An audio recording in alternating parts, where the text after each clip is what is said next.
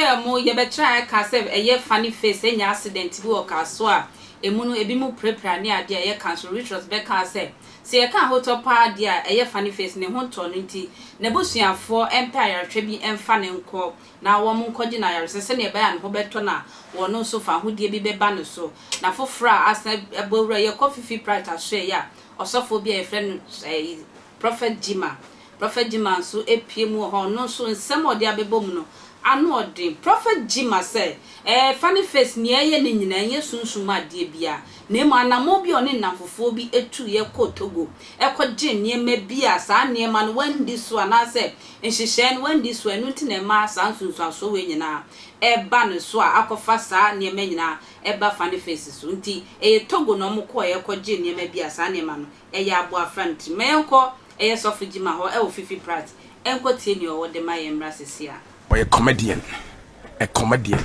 o ka so ye comedian o ye comedian a one obi e wo Togo obo football o ye namfo no montemate na e spirit bi e na akoso ade bi won life mu na obenya problem kasia sa problem na e spiritual problem enye physical problem because na me ka say a physical problem anka wadi kan akọ physical therapy sha enya no hwe na spiritually no aka be 2 weeks pe obenya terrible issue bia nka de no kranke be taking the life but urade adom no ye bompa ye de ama no nti ye studio he ya ene ye regime paibo e de ma ye nua be ma Funnyface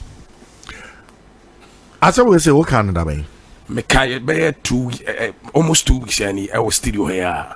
Okay, but now what's in the party comedian and went to me engineer so no me bo Funnyface din abranche me bo din abranche Funnyface it's we are sure the war me your kingdom here me bo abranche Funnyface ah we no Dubai so for shows me no e bompaye ye bompaye wa ha say you see ano you see the ebe banana because the ebe banana nyagro one said the ebe di kan no baye 1 month the medical betena show we so a aka kire Ghana nyina say MPP for nhwe yi whoever takes who by election be ba obi ba be wu na the pakro no wo be wu majority side na obi a obetumi afa saa place na obetumi awene sa by election no ono na befa abato no tena me kan o show ya so a video e da social media baby a Kofi TV no nyina fa enti me free and week no and I'm saying can't say Funnyface ya monpaye man because baby a wugina na nye because me hunu osunsun say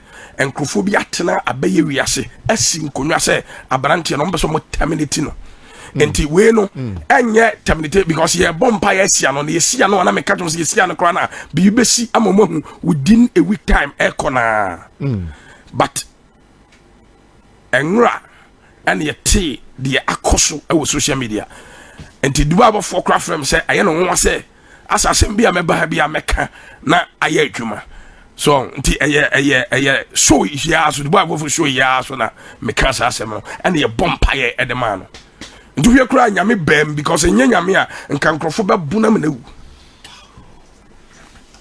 obeje afa say wonkom se no na abam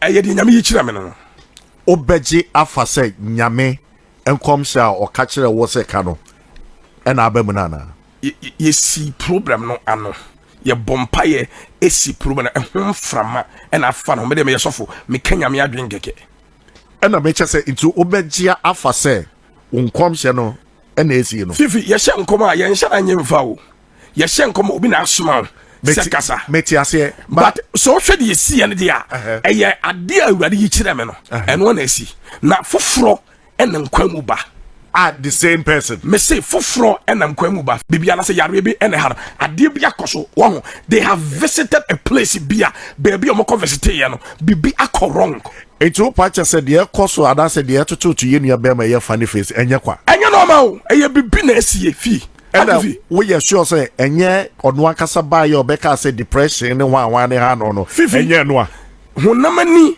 ene ya fa asem no honamani ba sunsun bi ejina kire de koso abrante na life no sunsun bi jina kire eye bibia akoso sunsumu Togo dada sa asem no afi na air reflect na afi na ne kese yakura ba beba wow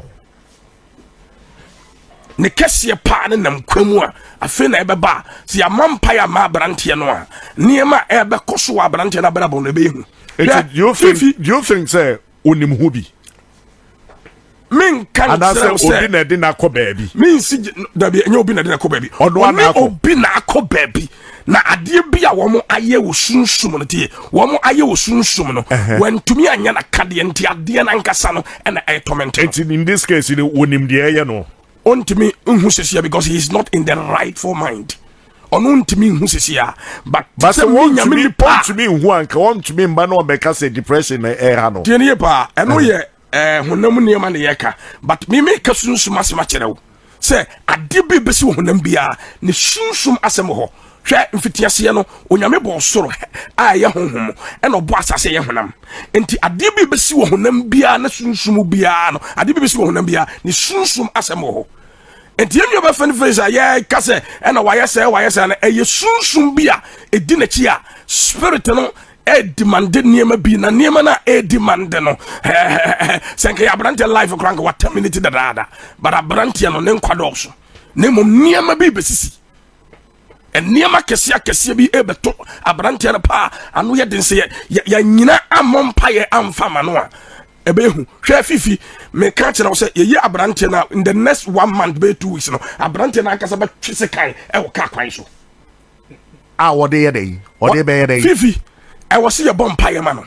So what about Chester kind of I was see a bomb pie man. Soon be an echo sonema. So already a tone na and ya branted na 8 years a little to say canning coast video be been 8 years a little.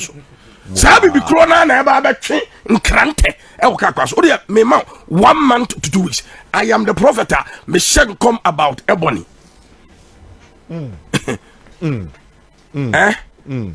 Me shan't come about the ebony, but me mean to chrome, tembiam to room. And to be buying a demia befi. So what you say, now the acoso and shalanya norma.